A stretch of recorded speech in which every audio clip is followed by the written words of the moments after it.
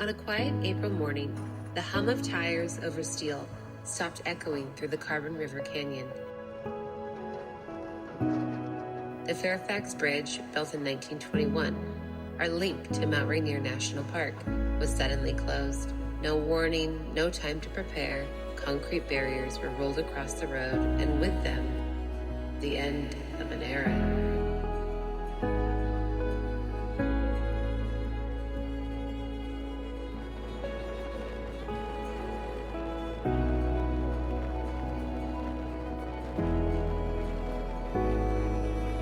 For hundreds of local residents, those barriers didn't just block traffic.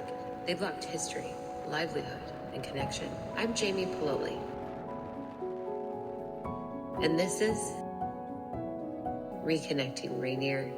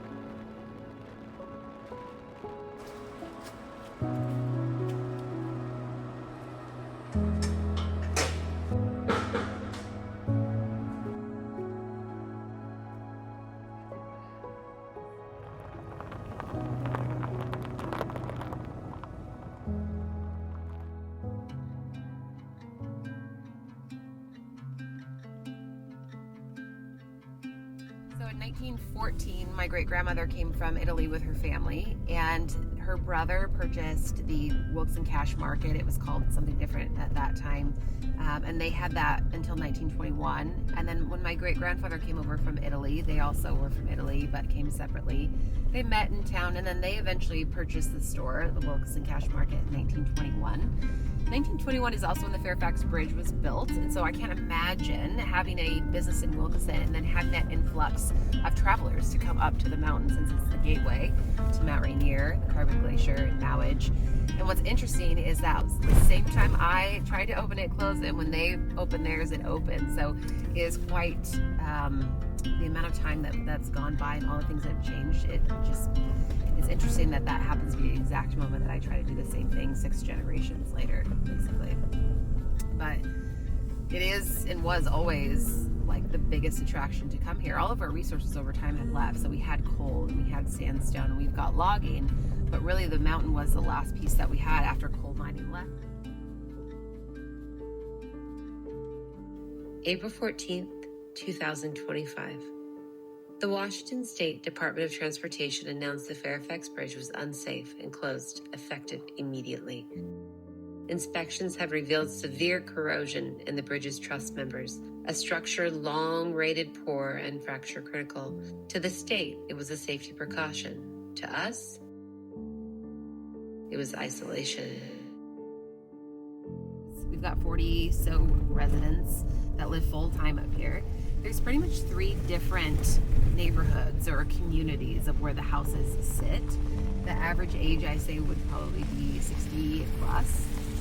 These are retirees. There's caregivers that live up here. There's people that definitely want to be off-grid. And one of the things I hear often is people say, well, they want to be up there. You know, why are we doing all this for these residents when they want to be off-grid and don't want all the normal resources that somebody that like in town has? But the reality is they weren't off-grid. When the bridge was there, they were just a couple minutes from the bridge, a couple minutes from Carbonado, and then all of a sudden you're into civilization. So if I would have had the opportunity to purchase land up here and build a home, I absolutely would have, because the bridge originally was such a lifeline, and it was right there that you didn't feel like you were camping in the middle of nowhere or living in the middle of nowhere. Your resources were very close. When I look up at the Fairfax Bridge, what strikes me isn't the hype or the steel, it's the silence. A century ago, this arch was the sound of movement: trucks, hikers, miners, and families headed toward the Carbon Glacier. Today, it's quiet, and yet the stillness tells a story about how a bridge once celebrated for progress could be forgotten, even while listed as one of the nation's historic treasures. And because of that, it earned a place on the National Register of Historic Places, the country's official list of landmarks worth remembering. That sounds like protection, right? But here's where the story turns. Being on the National Register doesn't guarantee survival.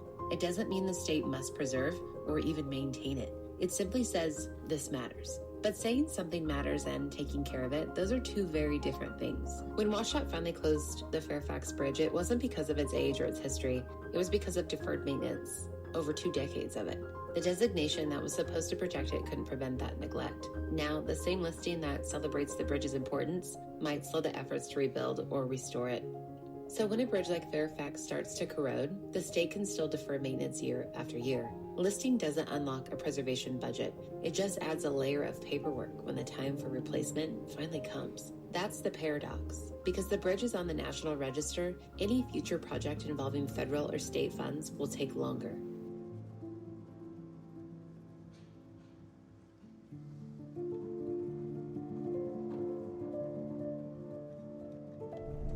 So at the peak that I remember since I've been in town, which has been my whole life, but in 1998, I was able to walk uptown Wilkeson at the time, go to what we had was a contact station. It now is Nomad, but originally it was a Mount Rainier National Park contact station. So I was able to go up the day of and pick up my pass and head up to the Wonderland Trail. And at the time, you used to be able to drive all the way into the Carbon River entrance, all the way to the Ipsit campground. And so my grandfather picked us up. I went with my 8th grade teacher, Mary Robbins, and then a good friend of mine, Ashley Bridgeke, and we drove all the way up to Ipsit. They dropped us off, and then we went on the Wonderland Trail for several days. So that was a huge spot for people to go and to be able to get on the trail.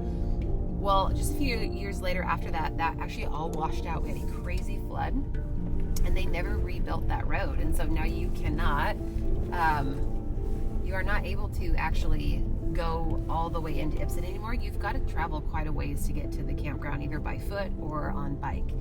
So at that point, you're starting to think, that they didn't fix it. They're just leaving it. And it feels a little like they're doing the same thing with the bridge. It's like eventually they're kind of closing everything off.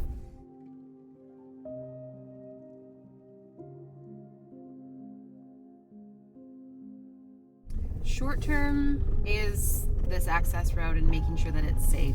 We anticipate, the bridge being rebuilt, which means this 5 to 7 years is going to be the main access road for this community.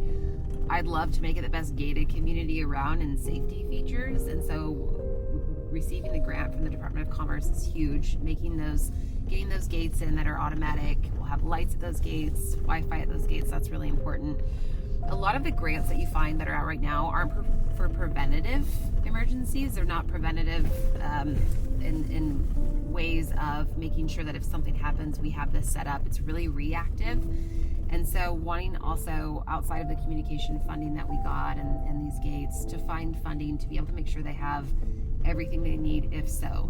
Another piece is a secondary access point out of here. There is no other way out.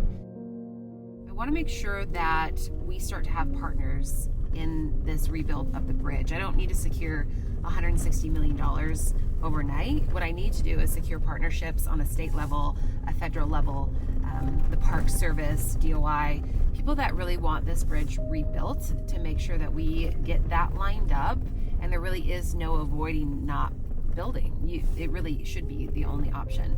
Long term, we want this bridge restored. We want the bridge back to not even just what it was, but a bridge that will be built to last and then maintained over the years so we don't get to this situation again.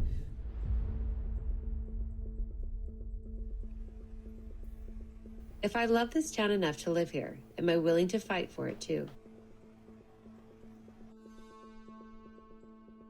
That old commercial brick building I bought to restore became something more.